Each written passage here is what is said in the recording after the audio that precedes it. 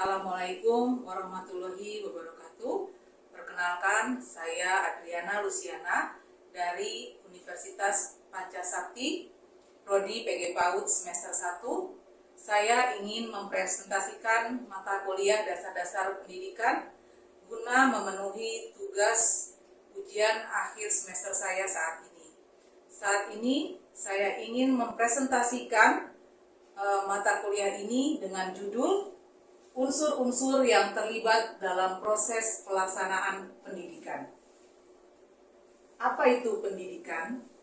Pendidikan adalah proses pengembangan diri manusia menjadi lebih baik melalui proses belajar.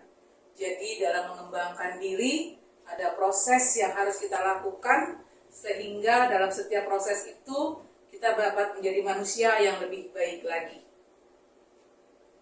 Pendidikan merupakan salah satu aspek terpenting bagi negara kita Indonesia, karena hal itu akan berpengaruh bagi maju atau justru mundurnya Indonesia.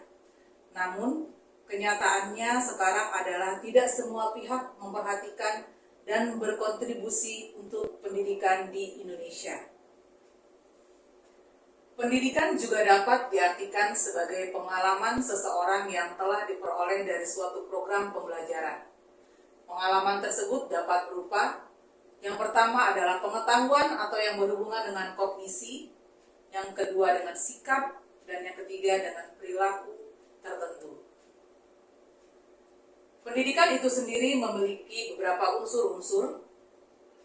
Yang pertama adalah subjek yang dibimbing, di sini adalah murid. Peserta didik berstatus sebagai subjek didik. Pandangan modern cenderung menyebut demikian oleh karena peserta didik di sini tanpa memandang usia adalah subjek atau pribadi yang otonom yang ingin diakui keberadaannya. Selaku pribadi yang memiliki ciri khas dan otonomi, ia ingin mengembangkan diri atau mendidik diri secara terus-menerus guna memecahkan masalah-masalah hidup yang dijumpai sepanjang hidupnya. Yang kedua, ada pendidik atau yang kita sebut dengan guru ataupun pengajar. Pendidik ialah orang yang bertanggung jawab terhadap pelaksanaan pendidikan dengan sasaran peserta didik.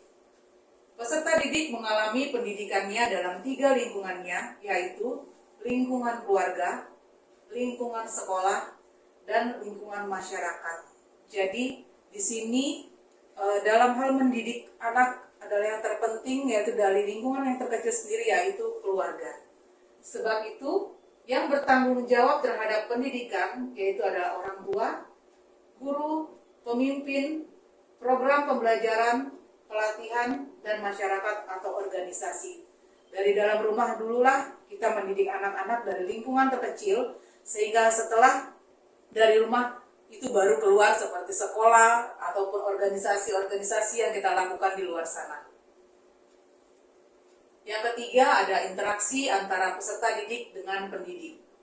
Komunikasi timbal balik antara peserta didik dengan pendidik yang terarah kepada tujuan pendidikan dan pencapaian tujuan pendidikan secara optimal ditempuh melalui proses berkomunikasi yang intensif dengan memanipulasikan isi, metode, serta alat-alat pendidikan. Artinya, kenapa disebut intensif? Karena dalam melakukan proses pembelajaran itu dilakukan secara terus-menerus atau berulang-ulang maupun setiap hari, sehingga peserta didik mencapai suatu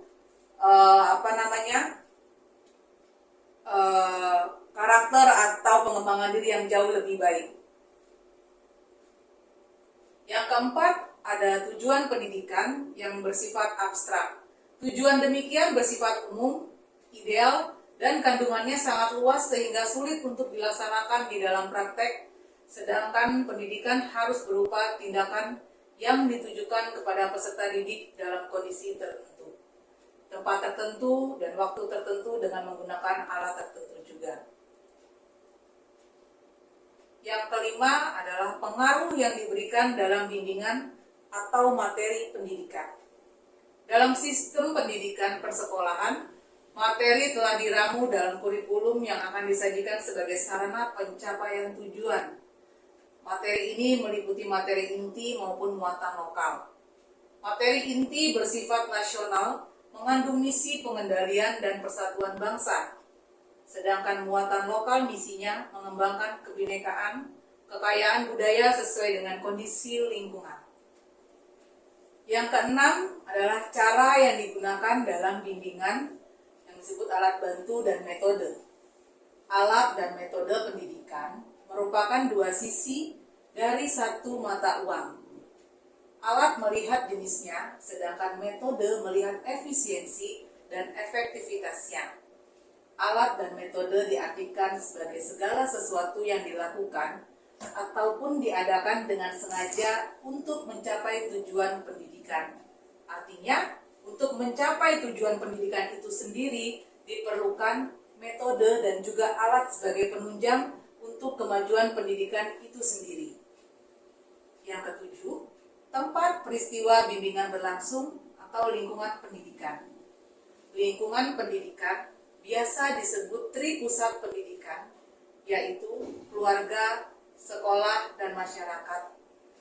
Lingkungan pendidikan merupakan kunci utama penanaman karakter dan akhlak peserta didik dari yang kurang baik menjadi yang lebih baik, tergantung pada bekal masing-masing dari setiap anak. Artinya, dalam menanamkan karakter itu sendiri dimulai dari lingkungan terkecil, yaitu keluarga. Kitalah sebagai keluarga yang menanamkan akhlak dan juga karakter yang baik bagi peserta didik ataupun anak-anak didik kita. Oleh karena itu, pendidikan karakter adalah suatu usaha manusia atau seorang pendidik secara sadar dan terencana untuk mendidik dan memperdayakan potensi peserta didik guna membangun karakter pribadinya, sehingga dapat menjadi individu yang bermanfaat bagi diri sendiri dan lingkungannya. Kesimpulannya, unsur-unsur pendidikan sangat penting dalam manajemen pendidikan, karena dalam unsur pendidikan mengatur tentang berbagai cara pengelolaan materi yang memenuhi kompetensi dasar pendidikan, sarana dan prasarana yang memadai, dan berbagai hal penting lainnya. Demikianlah presentasi dari saya, dan mohon maaf jika ada kesalahan dalam penyajian materi hari ini. Terima kasih. Wassalamualaikum warahmatullahi wabarakatuh.